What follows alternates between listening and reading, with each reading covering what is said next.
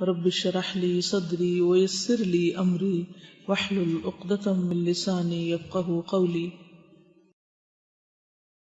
میں نہیں بنتے، نو پرابلم. اس وقت تک آپ ایک اچھے دائی نہیں ہو سکتے اگر آپ نے اپنے گھر میں جھگڑے ختم نہیں کیے، اگر اپنے بچوں کے ساتھ ہی آپ کا جھگڑا ختم نہیں ہوا، اپنے دوستوں کے سرکل میں ہی آپ کے جھگڑے ہیں، آپ کس دین کی دعوت دے رہے ہیں؟ آپ کون سا دین سکھا رہے ہیں؟ تو سب سے پہلے ہمیں اپنے اوپر ورک کرنے کی ضرورت ہوتی ہے. اپنی خوبیاں خامیاں سب معلوم ہونی چاہیے. بچے ہمیں برداشت کر رہے ہیں، بالکل لوگ ہمیں برداشت کر رہے ہوتے ہیں. تو اگر آپ سکھانا چاہتے ہیں تو سب سے پہلے اپنے اندر خیر خواہی لائیے، کیونکہ وہ کہتے ہیں کہ میں نے آپ سے پہلے اور آپ کے بعد آپ سے بہتر معلم نہیں دیکھا. اللہ کی قسم، نہ تو آپ نے مجھے ڈانٹا، نہ مجھے مارا، نہ مجھے برا بھلا کہا. آپ نے بس جو کام کی ضرورت کی بات تھی اتنا جملہ بتا دیا کہ یہ نماز ہے اور اس میں کسی قسم کی گفتگو نہیں کرتے، یہ تو تسبیح اور تکبیر اور قرآن کی تلاوت ہے.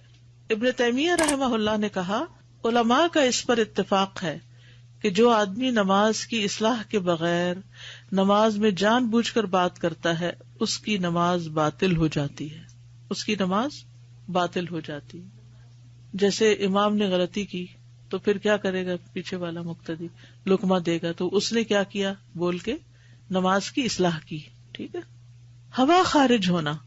عباد بن تمیم اپنے چچا سے روایت کرتے ہیں، انہوں نے رسول اللہ صلی اللہ علیہ وسلم کے سامنے ایک ایسے شخص کا حال بیان کیا جسے یہ خیال ہو جاتا تھا کہ وہ دوران نماز کسی چیز جیسے ہوا نکلنے کو محسوس کر رہا ہے. آپ صلی اللہ علیہ وسلم نے فرمایا، وہ نماز سے اس وقت تک نہ پھرے جب تک ہوا نکلنے کی آواز یا بو نہ پائے.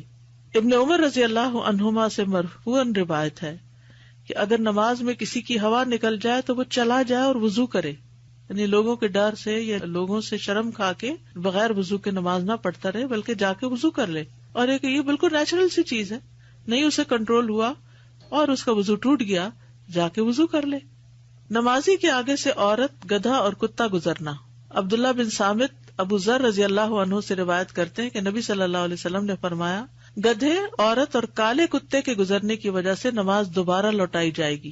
عبداللہ بن صامت نے کہا، زرد اور سرخ رنگ کے کتوں کو چھوڑ کر کالے کتے کی تخصیص کی کیا وجہ ہے؟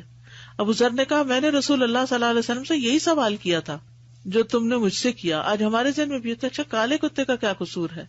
تو آپ نے جواب دیا کہ کالا کتا شیطان ہے.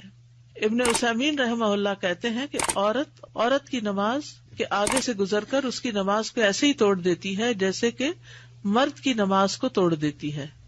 اچھا، یعنی عورت بھی عورت کے آگے سے نہ گزرے.